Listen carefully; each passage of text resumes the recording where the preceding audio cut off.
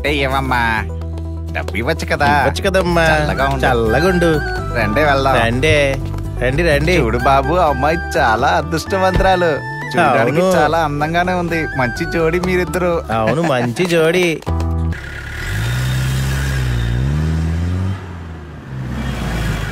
అన్న road cross చేసేసాడు.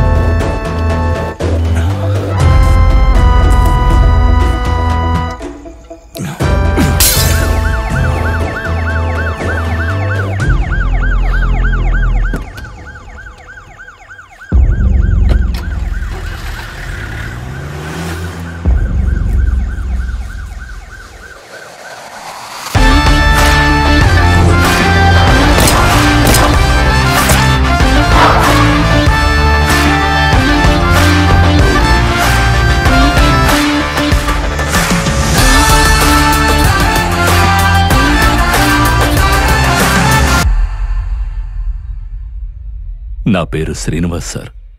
తను నా భార్య పద్మావతి. నమస్కారం అండి. నేను చిన్నగా ఓ రియల్ ఎస్టేట్ బిజినెస్ చేస్తున్నాను. నా కొడుక్కి డాక్టర్ అవ్వాలని ఎంతో ఆశ, అలాగే స్పోర్ట్స్ లో కూడా ఎంతో ఆసక్తి. ఆ ఇంట్రెస్ట్ వల్ల వాడు డైలీ క్రికెట్ ఆడడానికి వెళతాడు. ఓ 2 రోజుల ముందు క్రికెట్ టోర్నమెంట్ కి వెళుతున్నానని చెప్పిన వాడు ఎంతవరకు తిరిగి రాలేదు సార్.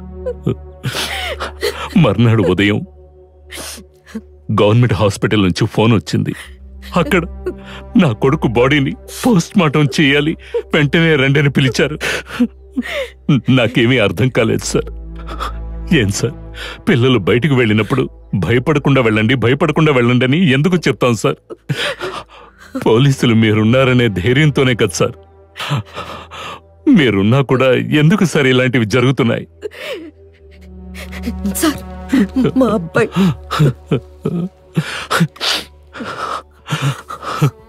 అవన్నీ వాడు స్కూల్లో చదువుకుంటున్నప్పుడు తీసుకున్న కప్పు మెడల్స్ సార్. చాలా బాగా చదువుతాడు సార్. నా కొడుకుని రౌడీ అని అంటున్నారు సార్. రౌడీల మధ్య జరిగిన గొడవల్లో వాడిని చంపేశారని కేసు క్లోజ్ చేయబోతున్నారట. తప్పు చేసిన వారికి శిక్ష పడాలి సార్, ఖచ్చితంగా శిక్ష పడాలి.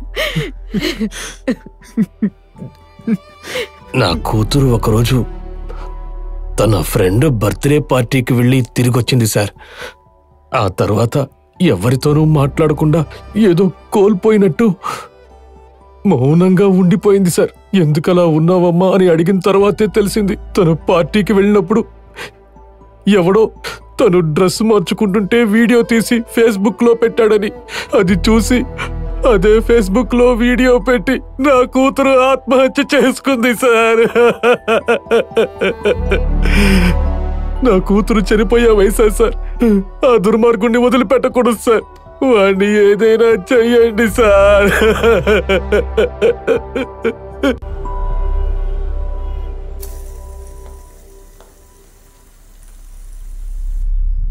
తేజస్విని కేసులో ఏదైనా కొత్తగా ఎవిడెన్స్ దొరికిందా? తేజస్విని వాళ్ళ నాన్న ఈ కేసు ఇచ్చి వెళ్ళిన తర్వాతే సార్ మాకు తెలిసింది. డాలీ తమ్ముడు కాక్రోచ్ ఆ అమ్మాయికి అప్పుడప్పుడు కాల్ చేసి టార్చర్ చేశాడని. ఈ చోటు ఏంటి? Ruby resort sir. తేజస్విని చివరిగా ఫ్రెండ్తో బర్త్డే పార్టీకి వెళ్ళిన చోటు సార్. ఇదే సార్ చివరిగా అమ్మాయి అప్లోడ్ చేసిన video. I'm really very very sorry guys. మిమ్మల్ని నేను చాలా మిస్ అవుతున్నాను. నాకు ఇది ఎలా చెప్పాలో తెలియట్లేదు. నేను చెప్పలేకపోతున్నాను కూడా.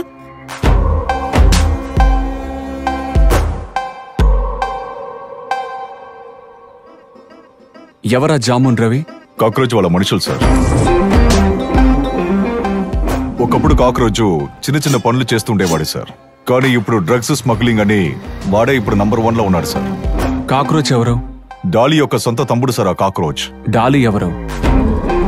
గాలిని కొంతమంది పిచ్చి, మెంటల్, సైకో అని పిలుస్తూ ఉంటారు సార్. అంకుల్తో ఉంటాడు.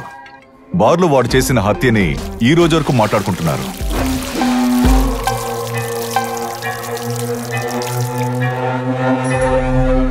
ఈ ప్రపంచంలో స్త్రీ, బంగారం, భూమి వీటి గురించి కథలు వినే ఉంటారు. కానీ ప్రెజెంట్లో ఇప్పుడు ఒక విషయం ట్రెండ్ అవుతోంది. ఒక్కొక్క మనిషి తన గుర్తింపు కోసం ప్రచారం చేసుకుంటూ ఉంటాడు.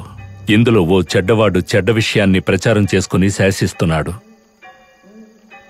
2000 నుంచి 2006 వరకు మొత్తం 8 ఎన్కౌంటర్స్ చేశాను. అందులో తప్పించుకున్న ఇద్దరే baby Krishna, don uncle. Don uncle అసలు పేరు నారాయణస్వామి. మాస్టర్ మైండర్, తెలివైనవాడు. స్కెచ్ వేసి లేపేయడంలో కిలాడి. చూడ్డానికి డీసెంట్ గానే ఉంటాడు, కానీ చాలా డేంజర్. ఇక్కడ జరిగే రౌడీ అంతా మినిస్టర్ వల్ల కాదు, అంకుల్ తెలివితేటల వల్ల. తానొక డాన్ అని తనే నిర్ణయించుకున్నాడు. డాలీ రాకముందు ఒక అధ్యాయం అయితే డాలీ వచ్చిన తర్వాత మరో అధ్యాయం. డాలీ అమ్మ మహాలక్ష్మి గుళ్ళో నిమ్మకాయలు అమ్ముతూ ఉంటుంది. ఏందక్కా నిన్న చేతులకి మెడకే నగలు చాలా ఉన్నాయి, ఇప్పుడు ఏమీ లేవేంటి? అదేం అడుగుతావులే, నా చిన్న కొడుకు కాక్రోచ్. ఆడు తీస్తున్నప్పుడు ఊరుకున్నావా? అరవచ్చు కదా. అరిస్తే అక్కడ చేతిలో ఉన్న కత్తితో నా పేక్కు వస్తాడేమో అని భయం వేసిందే. ఆవిడికి 2 కొడుకులు. పెద్దవాడి పేరు డాలీ, చిన్నవాడి పేరు కాక్రోచ్. కాక్రోచ్ కి అన్నంటే ఎంతో ప్రేమ. అన్నయ్యకి బైక్ కొనిచ్చాడు, పేకాటాడడానికి డబ్బిచ్చాడు. కానీ డాలీ అమ్మాయిల విషయంలో చాలా దుర్మార్గుడు. అమ్మాయిల్ని నమ్మించి మోసం చేస్తూ ఉండేవాడు. అలాగే కౌశల్య అనే అమ్మాయిని నమ్మించి మోసం చేసి తనని వీడియో తీసి టార్చర్ పెట్టాడు. ఆ టార్చర్ తట్టుకోలేక పాపం అమ్మాయి సూసైడ్ చేసుకుంది. నీ కొడుకు డాలీ ఎక్కడమ్మా? సార్ తెలీదు సార్. నువ్వు నిజం చెప్పకపోతే జైల్లో పెడతాను, జాగ్రత్త. ఒట్టుగా తెలీదు సార్. డాలీ వాళ్ళమ్మకి విషయం తెలిసి వాణ్ణి నడి రోడ్లో నిలబెట్టి చెప్పుతో కొట్టింది.